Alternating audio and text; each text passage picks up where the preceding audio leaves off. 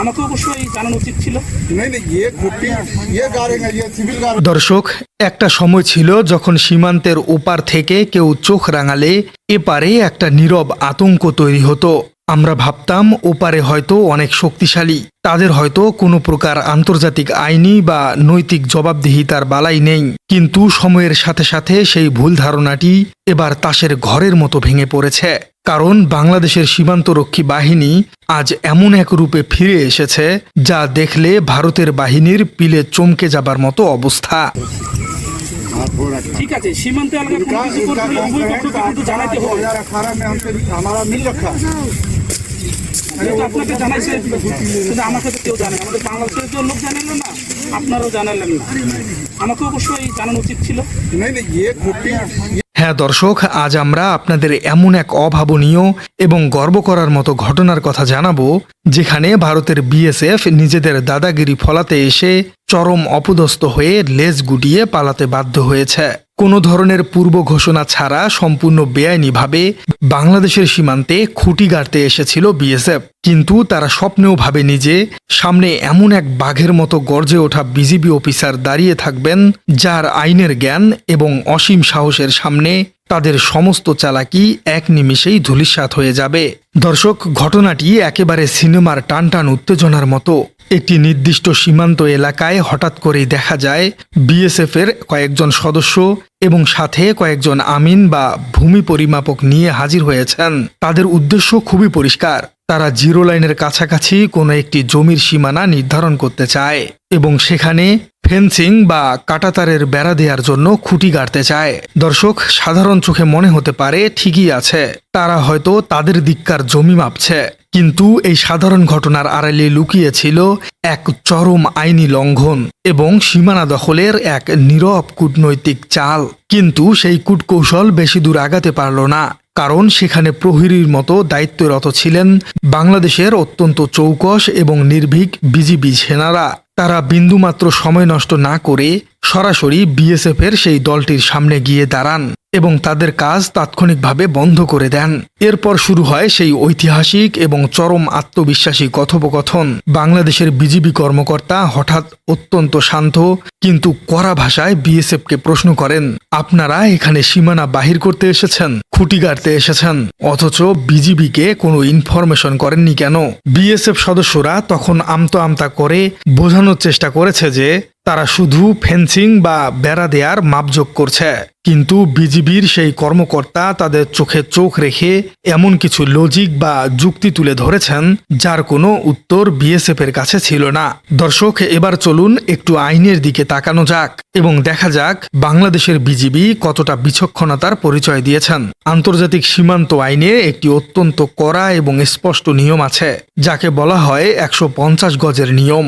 এই নিয়ম অনুযায়ী আন্তর্জাতিক সীমান্তের জিরো লাইন থেকে উভয় দেশে 150 গজের ভেতরে কোনো ধরনের স্থায়ী স্থাপনা নির্মাণ করা সম্পূর্ণ বেআইনি। আর যদি এই 150 গজের ভেতরে কোনো সাধারণ মাপজোক বা কাজ করতেই হয়, তবে অবশ্যই উভয় দেশের সীমান্তরক্ষী বাহিনী অর্থাৎ বিজিবি এবং বিএসএফ এর মধ্যে যৌথ উপস্থিতি এবং সম্মতি থাকতে হবে।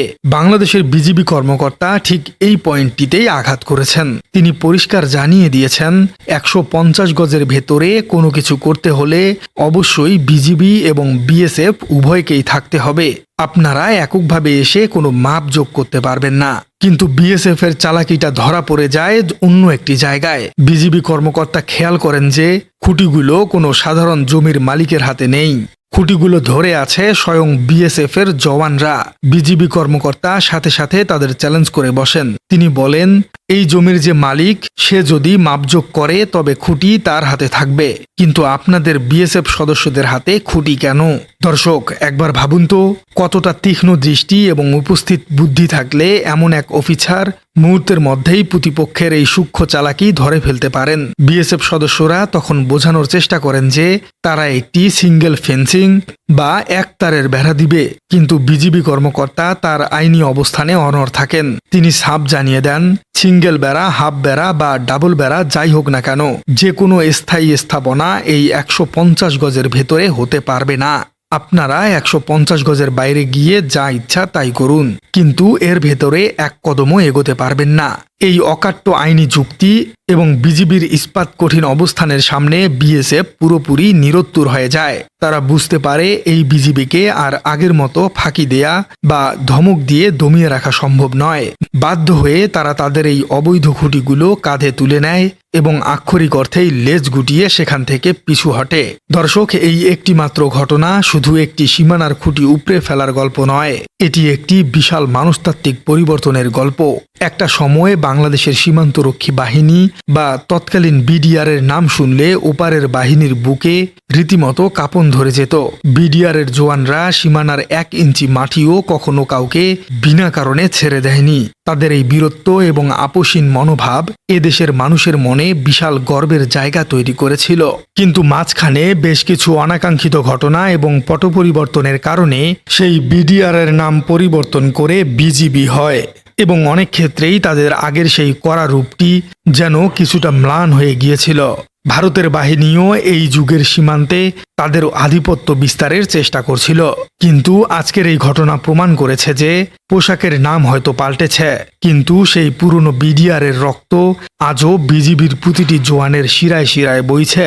তারা প্রমাণ করে দিয়েছে যে বাংলাদেশের সীমানা অরক্ষিত নয়। আজ বিজিবি শুধু অস্ত্র হাতেই নয়, বরং আন্তর্জাতিক আইনে কড়া জ্ঞান এবং চরম সাহসিকতা নিয়ে সীমান্ত পাহারায় দাঁড়িয়ে আছে। ভারতের বিএসএফ খুব ভালো করেই বুঝতে পারছে যে মনস্তাত্ত্বিক গেমে বা সাইকোলজিক্যাল ওয়ারফেয়ারে তারা আর বাংলাদেশের সাথে পেরে উঠতে পারবে না।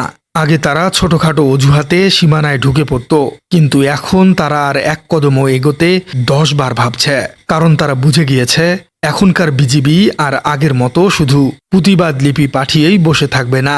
তারা সরাসরি মাঠে নেমে চোখে চোখ রেখে আইনের ভাষায় চরম জবাব দিতে জানে। এই ঘটনার একটি বৃহত্তর ভূরাজনৈতিক বিশ্লেষণও রয়েছে। ভারত দীর্ঘদিন ধরে এই অঞ্চলে নিজেদের বড় ভাইয়ের মতো আধিপত্য বজায় রাখার চেষ্টা করছিল, তা এখন অনেকেই প্রশ্নের মুখে।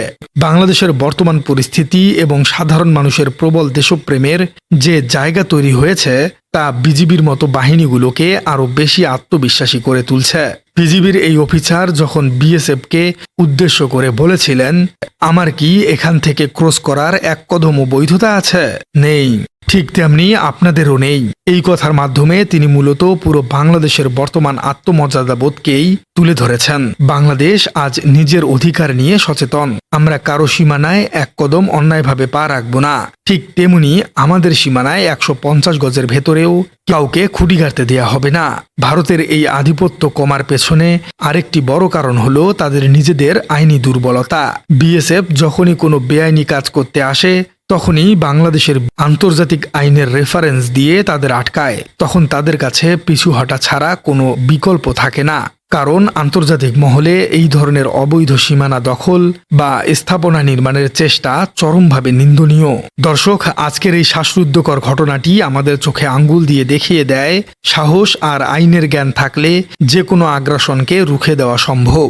ভারতের বিএসএফ এর এই খুঁটি নিয়ে পালানোর দৃশ্যটি এদেশের দেশপ্রেমিক মানুষের জন্য এক চরম তৃপ্তির ঘটনা।